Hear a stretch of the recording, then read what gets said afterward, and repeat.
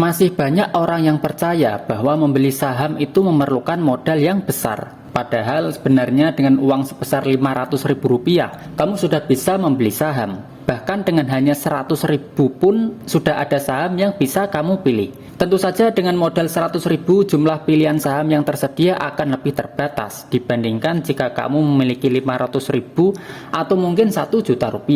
Nah, kali ini saya akan memberikan gambaran tentang saham-saham apa saja yang bisa kamu beli dengan modal Rp500.000. Di video ini saya akan memberi contoh harga sahamnya per hari ini, 8 Desember 2024. Yang pertama, saham Bank BRI.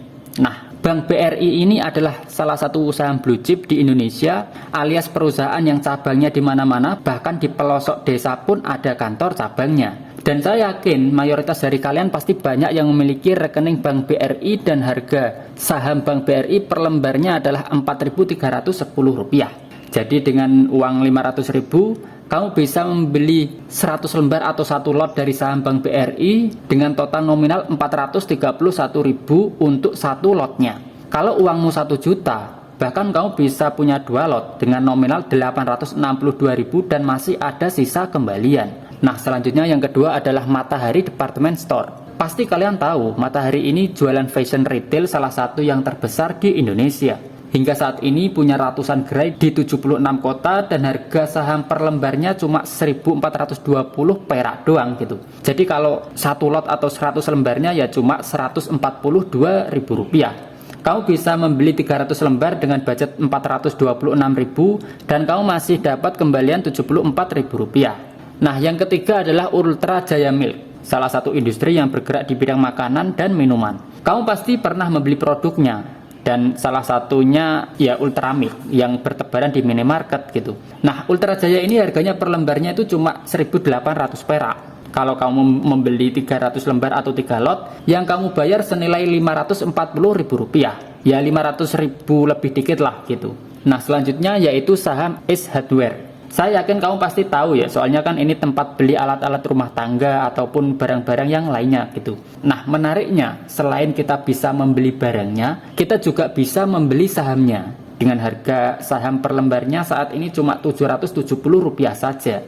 Dengan budget Rp500.000, kamu bisa membeli 600 lembar senilai Rp462.000 dan masih punya kembalian Rp38.000 gitu. Selanjutnya ada Antam alias Aneka Tambang. Iya, dia yang jual emas batangan yang mungkin kamu juga sudah punya asetnya gitu, dalam bentuk emas batangan, entah 1 gram, entah 5 gram, bahkan 50 gram kayak gini. Dan gak cuma bisa punya emasnya, kamu juga bisa punya sahamnya juga.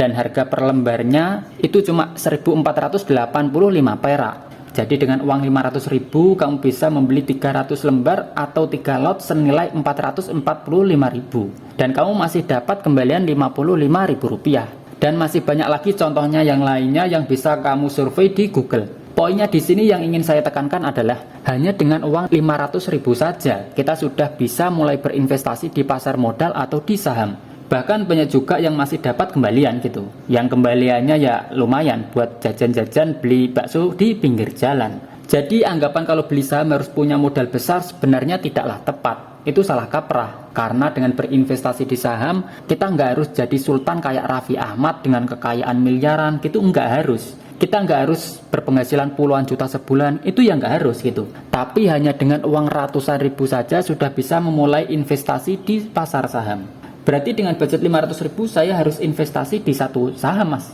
Ya enggak juga. Kamu bisa investasi secara kombinasi di beberapa saham yang dibeli. Misalnya saham A punya 1 lot senilai Rp150.000, saham B 1 lot senilai Rp200.000, selanjutnya saham C punya 1 lot senilai Rp150.000. Atau budget Rp500.000 semuanya dibelikan saham A 100%. Begitu ya nggak masalah juga gitu.